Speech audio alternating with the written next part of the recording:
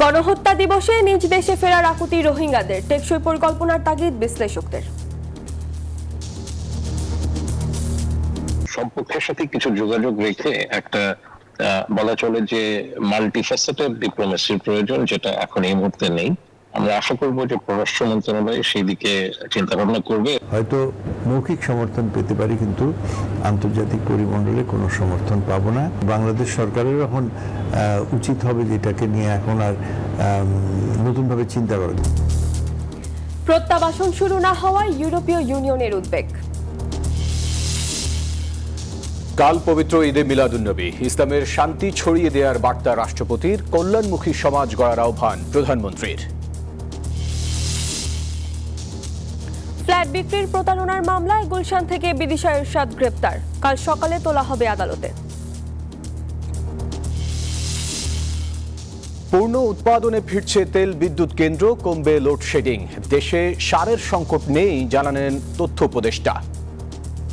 সারের সংকট নেই, কোনো জায়গায় সার বিতরণে কিছু অনিয়ম হয়তো এসছে, পত্রিকায় এসছে। শেখ হাসিনার বিষয়ে আর দায়ভার নিতে চায় না ভারত, পলাতক সবাইকে ফেরত চায় ঢাকা, বললেন তথ্যমন্ত্রী। শুধুমাত্র উনি কেন, প্রত্যেককে আমরা ফেরত চাই, যাদের নামে মামলা, যাদের নামে সবকিছু। 5 সেপ্টেম্বর থেকে 11 দলের বিভাগীয় লং মার্চ, বিরোধী দলীয় নেতাকে প্রধান করে জামায়াতের ছায়া মন্ত্রিসভা চূড়ান্ত। দর্শক স্বাগত নিউজ 24 সংবাদে। আর পুরো সংবাদে আপনাদের সাথে আছি আমরা দুজন, আমি ফয়সাল মাহমুদ, আমি সামিয়া তমা। দর্শক দেখছিলেন সুপার বোর্ড সংবাদ শিরোনাম। বাংলাদেশে রোহিঙ্গা ঢলের 9 বছর পূর্তি উপলক্ষে কক্সবাজারের উখিয়ার আশ্রয় শিবিরে পালিত হয়েছে রোহিঙ্গা গণহত্যা দিবস। মঙ্গলবার কুতুপালংয়ের 4 নম্বর ক্যাম্পের ফুটবল মাঠে জড়ো হন হাজারো রোহিঙ্গা। স্বদেশে ফিরে যাওয়ার দাবি জানিয়ে নানান স্লোগান দেন তারা। বাংলাদেশে রোহিঙ্গা প্রত্যাবাসনের 9 বছর। মিয়ানমারের রাখাইনে গণহত্যা থেকে প্রাণে বাঁচতে এই দিনে বাংলাদেশের সীমান্তে নেমেছিল রোহিঙ্গাদের ঢল। 2017 সালের 25 আগস্টের পর থেকে কয়েক সপ্তাহে 7 লাখের বেশি রোহিঙ্গা পালিয়ে আসে বাংলাদেশে। এরপর দীর্ঘ 9 বছরেও একজন রোহিঙ্গাকেও মিয়ানমারে ফেরত পাঠানো সম্ভব হয়নি। উল্টো গত 1.5 বছরে নতুন করে 1,54,000-এর বেশি রোহিঙ্গা এই স্রোতে যুক্ত হয়েছেন। বর্তমানে বাংলাদেশে আশ্রিত রোহিঙ্গার সংখ্যা 14 লাখের বেশি।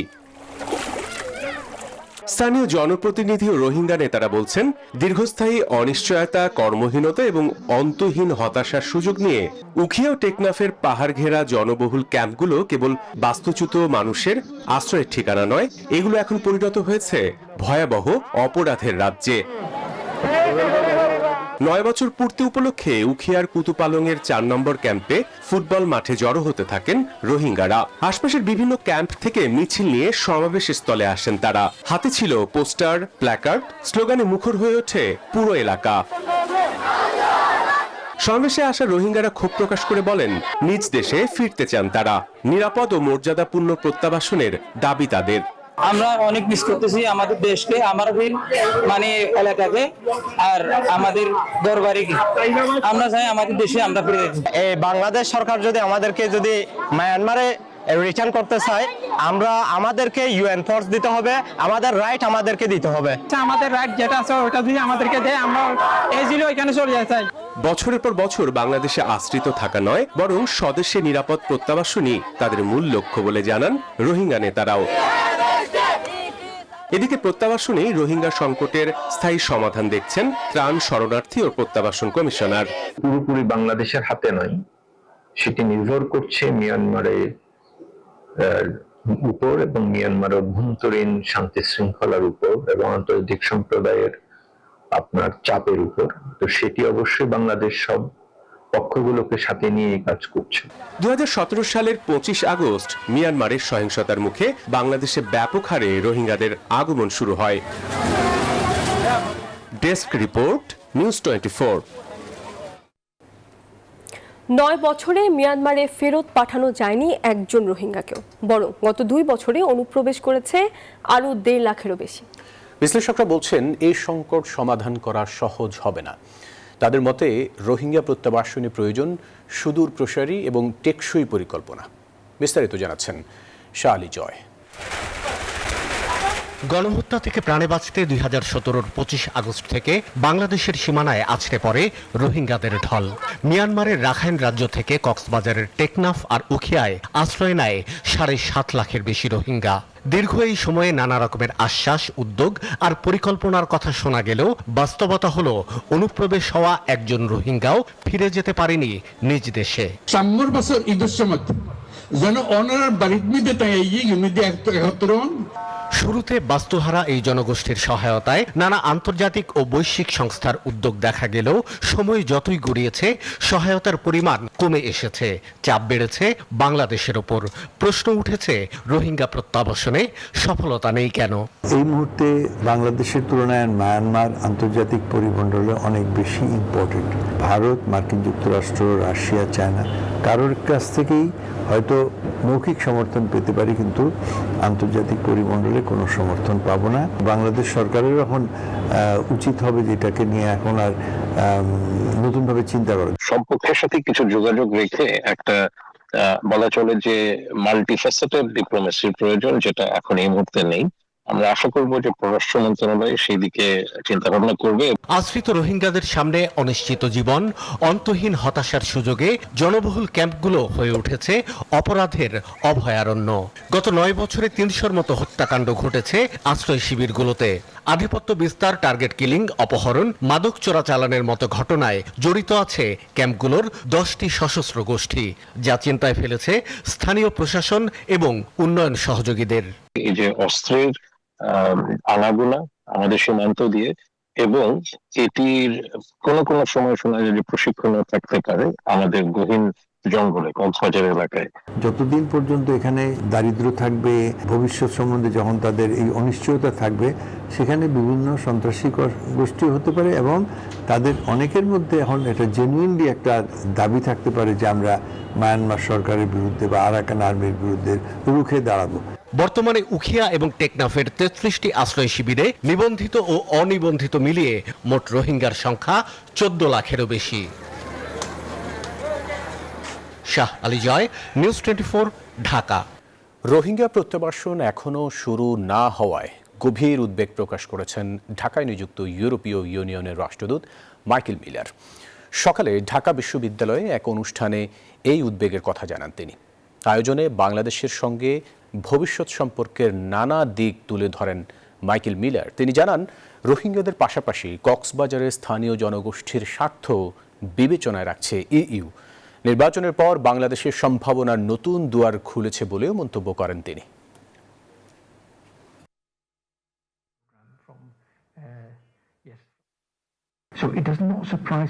বাংলাদেশের সঙ্গে আমাদের অংশীদারিত্ব দীর্ঘমেয়াদী পারস্পরিক স্বার্থের ভিত্তিতে হওয়া উচিত, স্বল্পমেয়াদী সুবিধার ভিত্তিতে নয়। আমরা বিশ্বাস, ন্যায্যতা এবং সমৃদ্ধির উপর ভিত্তি করে বাংলাদেশের সঙ্গে সম্পর্ক গড়ে তুলতে চাই। আমরা রোহিঙ্গা শরণার্থীদের মিয়ানমারে স্বেচ্ছায় নিরাপদ প্রত্যাবাসনকে সমর্থন করি। বাংলাদেশ যে বোঝা বহন করছে আমরা তা স্বীকার করি এবং আন্তর্জাতিকভাবে এই দায়িত্ব ভাগ করে নেওয়ার প্রয়োজনীয়তা মনে করি। রোহিঙ্গাদের প্রত্যাবাসনই এই সংকটের স্থায়ী সমাধান। ধর্মের নামে বিভেদ, বৈষম্য না করে ইসলামের শান্তির বার্তা সমাজে ছড়িয়ে দেওয়ার আহ্বান জানিয়েছেন রাষ্ট্রপতি মির্জা ফখরুল ইসলাম আলমগীর। বলেন, বিভেদ, প্রতিহিংসা ও প্রতিশোধ মুক্ত সমাজ গড়তে হযরত মুহাম্মদ সাল্লাল্লাহু আলাইহি ওয়াসাল্লামের জীবনী অনুকরণীয়। সরকার ধর্মীয় নেতাদের মর্যাদা বৃদ্ধি ও তাদের কল্যাণ নিশ্চিত করতে প্রতিশ্রুতিবদ্ধ বলেও জানান রাষ্ট্রপতি। রাষ্ট্রপতি হিসেবে প্রথম সিরাতুন নবী সাল্লাল্লাহু আলাইহি সাল্লাম অনুষ্ঠানমালার উদ্বোধন করলেন মির্জা ফখরুল ইসলাম আলমগীর। জাতীয় মসজিদ বাইতুল মোকাররমে 15 দিনব্যাপী এই আয়োজনের উদ্বোধনী অনুষ্ঠানে উপস্থিত ছিলেন ধর্মমন্ত্রী, প্রতিমন্ত্রী, ইসলামিক ফাউন্ডেশনের মহাপরিচালক, ধর্ম মন্ত্রণালয় ও ইসলামিক ফাউন্ডেশনের কর্মকর্তা সহ ধর্মপ্রাণ মুসল্লিরা। সর্বশেষ নবী এ সময় মহানবী হযরত মুহাম্মদ সাল্লাল্লাহু আলাইহি সাল্লাম এর জীবনী ও আদর্শ অনুসরণের মাধ্যমে শান্তি ও সম্প্রীতির সমাজ গড়ার আহ্বান জানান রাষ্ট্রপতি। মহানবী সাল্লাল্লাহু আলাইহি সাল্লামের অন্যান্য ধর্মাবলম্বীদের সমন্বয়ে যে সমাজ ব্যবস্থা পারস্পরিক অধিকার ও সম্পূর্ণ শান্তিপূর্ণ অবস্থানে দৃষ্টান্ত স্থাপন করেছেন, আমাদের জাতীয় জীবনেও শান্তি ও সম্প্রীতি প্রতিষ্ঠায় তা অনুসরণীয়। বলেন সরকারের প্রতিশ্রুতি অনুযায়ী 2030 সালের আগে দেশের সব মসজিদ সহ অন্যান্য ধর্মীয় উপাসনালয়কে মাসিক সম্মানী ভাতার আওতায় আনা হবে। আমি আশা করি 2030 সালের আগে প্রতিশ্রুতি অনুসারে দেশের সকল মসজিদ সহ অন্যান্য ধর্মীয় উপাসনালয় মাসিক সম্মানী ভাতার আওতায় আসবে। রাষ্ট্রপতি বলেন মহানবী হযরত মুহাম্মদ সাল্লাল্লাহু আলাইহি সাল্লামের জীবন মানবজাতির জন্য শান্তি, ন্যায়, সহনশীলতা ও সম্প্রীতির অনন্য শিক্ষা। সেই আদর্শ অনুসরণ করে একটি বৈষম্যহীন ও শান্তিপূর্ণ সমাজ প্রতিষ্ঠায় সবাইকে একসঙ্গে কাজ করার আহ্বান জানান। পবিত্র ঈদ মিলাদুন নবী সাল্লাল্লাহু আলাইহি সাল্লামের এই মহিমান্বিত দিবস উপলক্ষে আমি সকলের প্রতি আহ্বান জানাই, আসুন আমরা মহানবী হযরত মুহাম্মদ সাল্লাল্লাহু আলাইহি সাল্লামের সত্য, ন্যায়, সততা, সহিষ্ণুতা, ক্ষমা ও মানবপ্রেমের মহান আদর্শে নিজেদের জীবন ধারণ করি। ধর্মের নামে বিভেদ বৈষম্য নয়, ইসলামের শান্তি ও মানবতার বাণী ছড়িয়ে দেই। ধর্ম মন্ত্রণালয় ও ইসলামিক ফাউন্ডেশনের যৌথ পরিচালনায় 15 দিন ব্যাপী সিরাতুন নবী সাল্লাল্লাহু আলাইহি সাল্লাম অনুষ্ঠানে বাইতুল মোকাররমে প্রতিদিন বাদ মাগরিব থেকে রাত 10টা পর্যন্ত থাকছে ওয়াজ, নসিহত, মাহফিল, সেমিনার সহ নানা আয়োজন। তরুণদের জন্য থাকছে ইসলামী সাংস্কৃতিক প্রতিযোগিতা, ক্যালিগ্রাফি প্রদর্শনী ও মাসব্যাপী বইমেলা। এই অনুষ্ঠানে সবার নাইন আলচিকো, নিউজ 24, ঢাকা। মহানবী হযরত মুহাম্মদ সাল্লাল্লাহু আলাইহি সাল্লামের জীবন ও আদর্শ অনুসরণ করে শান্তিপূর্ণ, ন্যায়ভিত্তিক ও কল্যাণমুখী সমাজ গড়ে তোলার আহ্বান জানিয়েছেন প্রধানমন্ত্রী তারেক রহমান। পবিত্র ঈদে মিলাদুন্নবী উপলক্ষে দেয়া বাণীতে এই আহ্বান জানান তিনি। সরকার প্রধান বলেন, মহানবীর শুভ আগমন মানব সভ্যতার ইতিহাসে এক অনন্য ও মহিমান্বিত ঘটনা। তার আবির্ভাব মানুষের জন্য সত্য ও আলোর এক নতুন দিগন্ত উন্মোচন করেছিল। তার আদর্শ অনুসরণ করে ব্যক্তি, পরিবার, সমাজ এবং রাষ্ট্রীয় জীবনে ন্যায় ও মানবিক মূল্যবোধ প্রতিষ্ঠার আহ্বান জানিয়েছেন প্রধানমন্ত্রী।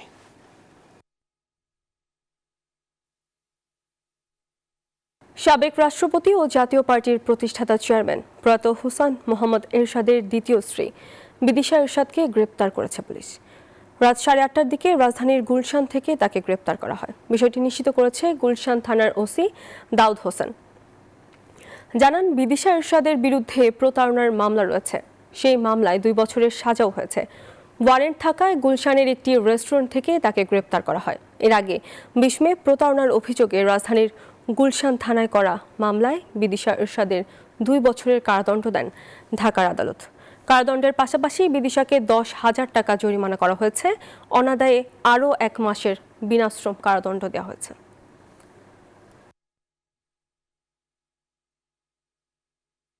আমি জুবাইর সানি বলছিলাম নিউজ 24 থেকে। ভাইয়া, বিদিশা এরশাদ কি গ্রেফতার নাকি? গ্রেফতার। এটা কোন মামলা বা কি কারণে গ্রেফতার করছেন? ওয়ারেন্ট বলে গ্রেফতার, এটা সাজা ওয়ারেন্ট ছিল। কোর্টে কবে পাঠাবেন? সকালে। দেশজুড়ে চলমান লোডশেডিংয়ের দুর্ভোগ থেকে শিগগিরই মিলতে পারে স্বস্তি। দ্রুত কমবে লোডশেডিং, কারণ পূর্ণ উৎপাদনে ফিরছে তেল ভিত্তিক বিদ্যুৎ কেন্দ্রগুলো। প্রধানমন্ত্রীর তড়িৎ পদক্ষেপে ফার্নেস অয়েল ভিত্তিক বেসরকারি বিদ্যুৎ কেন্দ্রগুলোকে সর্বোচ্চ সক্ষমতায় চালানোর নির্দেশ দেওয়া হয়েছে। আগামী 3 সপ্তাহের মধ্যে জাতীয় গ্রিডে যুক্ত হতে পারে আরও প্রায় 2,500 মেগাওয়াট বিদ্যুৎ। বিস্তারিত আল মুহাইমিনুল খানের রিপোর্ট। কয়েকদিন ধরেই দেশ জুড়ে বাড়ছে লোডশেডিং। শহরের তুলনায় অনেক বেশি লোডশেডিং হচ্ছে গ্রামে গঞ্জে। কোথাও কোথাও বন্ধ হচ্ছে শিল্প কারখানা। এর কারণে দুর্ভোগে জনমানুষ। চাহিদার তুলনায় বিদ্যুৎ উৎপাদন সক্ষমতা দ্বিগুণ থাকলেও সম্প্রতি 3,500 মেগাওয়াট পর্যন্ত লোডশেডিং এর মুখে পড়েছে দেশ। সরকারের এক দূরদর্শী সিদ্ধান্তে বদলাতে শুরু করেছে সেই পরিস্থিতি। বিদ্যুৎ কেন্দ্রে গ্যাসের উপর নির্ভরতা কমিয়ে ফার্নেস অয়েল ভিত্তিক কেন্দ্রগুলোকে তাদের সর্বোচ্চ সক্ষমতায় জাগিয়ে তোলার উদ্যোগ নেওয়া হয়েছে। এজন্য বেসরকারি কেন্দ্রগুলোর বকেয়া প্রায় 12,000 কোটি টাকা পরিশোধের উদ্যোগ নেওয়া হয়েছে।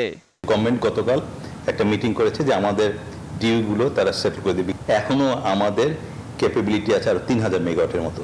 সো গভর্নমেন্ট যদি আমাদেরকে ইমিডিয়েটলি আমাদের পেমেন্টগুলো রেগুলারাইজ করে ফেলে, তাহলে আমরা 2 থেকে 3 সপ্তাহের মধ্যে আমরা এই তেলগুলো নিয়ে আসবো এবং আমরা এই 3,000 মেগাওয়াট এক্সট্রা এটা দিতে পারবো। এবং তাতে কি হবে, গভর্নমেন্ট এই 3,000 মেগাওয়াট আমাদের থেকে যদি ইলেকট্রিসিটি পায়, তাহলে গভর্নমেন্টের বা প্রাইভেট সেক্টরে যে গ্যাস ভিত্তিক যে পাওয়ার প্ল্যান্টগুলো আছে ওইখান থেকে 3000 মেগাওয়াট সে বন্ধ করে দিতে পারে এবং এই গ্যাসটা সে তখন ইন্ডাস্ট্রিতে দিতে পারে। আন্তর্জাতিক বাজারে এলএনজির দাম যেমন বেড়েছে, তেমনি মধ্যপ্রাচ্যে চলমান উত্তেজনায় এলএনজি সরবরাহ দেখা দিয়েছে চরম অনিশ্চয়তা। স্পট মার্কেটে টেন্ডার করেও কাঙ্ক্ষিত সময় মিলছে না এলএনজি। এমন পরিস্থিতিতে এলএনজির চেয়ে ফার্নেস অয়েল দিয়ে বিদ্যুৎ উৎপাদন এখন তুলনামূলক সাশ্রয়ী বিকল্প। তাই বিদ্যুৎ কেন্দ্রে গ্যাসের উপর নির্ভরতা কমিয়ে ফার্নেস অয়েলের ব্যবহার বাড়ানোয় জোর দিচ্ছেন নীতি নির্ধারকরা। আর বিদ্যুৎ খাত থেকে সাশ্রয় হওয়া গ্যাস সরবরাহ করা হবে গ্যাস সংকটে ধুঁকতে থাকা শিল্প খাতে। বিদ্যুৎ কেন্দ্রে গ্যাস কমিয়ে শিল্প খাতে সরবরাহ বর্তমান পরিস্থিতিতে বাস্তবসম্মত বলছেন জ্বালানি বিশেষজ্ঞ অধ্যাপক ম তামিম। এছাড়া বকেয়া মিটিয়ে 2500 মেগাওয়াটের তেল ভিত্তিক কেন্দ্রগুলো চালু করলে বিদ্যুৎ সরবরাহ বাড়বে বলছেন তিনি। আর কয়লা ভিত্তিক কেন্দ্রগুলোকে নিরবিচ্ছিন্নভাবে অন্তত 80% সক্ষমতায় চালানো জরুরি মনে করেন এই বিশেষজ্ঞ। তার মতে এলএনজির দাম বেশি হওয়ায় এই মুহূর্তে তেল ভিত্তিক বিদ্যুৎ উৎপাদন তুলনামূলক সাশ্রয়ী। তবে দীর্ঘমেয়াদে তেল নির্ভর না করে অর্থনৈতিক রিটার্ন বাড়াতে শিল্প গ্যাস সরবরাহ নিশ্চিত করার তাগিদ এই বিশেষজ্ঞের। বর্তমানে গ্রিড ভিত্তিক মোট বিদ্যুৎ উৎপাদন সক্ষমতা প্রায় 29,500 মেগাওয়াট, যার মধ্যে প্রায় 19% ফার্নেস অয়েল ভিত্তিক। আগামী 10 থেকে 15 দিনের মধ্যে তেল ভিত্তিক কেন্দ্রগুলো পূর্ণ উৎপাদনে ফিরলে একদিকে যেমন লোডশেডিং এর ভোগান্তি কমবে, অন্যদিকে শিল্পের চাকাও পুরো দমে সচল হবে বলে আশা করছেন সংশ্লিষ্টরা। আল মোহাম্মদুল খান, নিউজ 24, ঢাকা। দেশে সারের কোনো সংকট নেই, বিদ্যুৎ ও জ্বালানি সমস্যা সমাধানের চেষ্টা করছে সরকার, এমনটি জানিয়েছেন প্রধানমন্ত্রীর তথ্য উপদেষ্টা ডাক্তার জাহিদুর রহমান। সচিবালয়ের সাপ্তাহিক ব্রিফিংয়ে এসব কথা বলেন তিনি। সংকট নেই, কোনো জায়গায় সার বিতরণে কিছু অনিয়ম হয়তো এসছে, পত্রিকায় এসছে, আমরা খেয়াল করেছি এবং সেটার জন্য সরকার খুব দ্রুত ব্যবস্থাও নিচ্ছে। সেখানে দায়িত্বপ্রাপ্ত যিনি আছেন, সেটা কৃষি বিভাগের হোক, সেটা প্রশাসনের হোক, বদলি করা হয়েছে। শেখ হাসিনার বিষয়ে ভারত আর দায়ভার নিতে চাচ্ছে না, তাই তার প্রত্যর্পণের বিষয়টি জুডিশিয়ারির ওপর ছেড়ে দিয়েছে দেশটি, এমন মন্তব্য করেছেন তথ্যমন্ত্রী আন্দালিব রহমান পার্থ। তিনি বলেন, শুধু শেখ হাসিনা নয়, পলাতক সবাইকে ফেরত চায় ঢাকা। তথ্যমন্ত্রী আরও বলেন, এই সরকার গণমাধ্যম নিয়ন্ত্রণ করবে না। 24 5 আগস্ট ছাত্র জনতার অভ্যুত্থানে দেশ ছেড়ে যান ক্ষমতাচ্যুত প্রধানমন্ত্রী শেখ হাসিনা। তার বিরুদ্ধে মানবতা বিরোধী অপরাধের মামলায় ফাঁসির রায় হয় 2025 নভেম্বরে। এরপর থেকেই অন্তর্বর্তী সরকার তাকে ফিরিয়ে আনতে ভারতের সাথে আলোচনা শুরু করে। সরকার গঠনের পর বিএনপিও অব্যাহত রাখে সেই আলোচনা। তবে জুলাই অভ্যুত্থানের 2 বছর পূর্তিতে ডিসেম্বরে শেখ হাসিনার দেশে ফেরা ইস্যুতে শুরু হয় নানা আলোচনা সমালোচনা। সরকারের পক্ষ থেকে জানানো হয়, দেশে ফিরলে আইনের মুখোমুখি হতে হবে শেখ হাসিনাকে।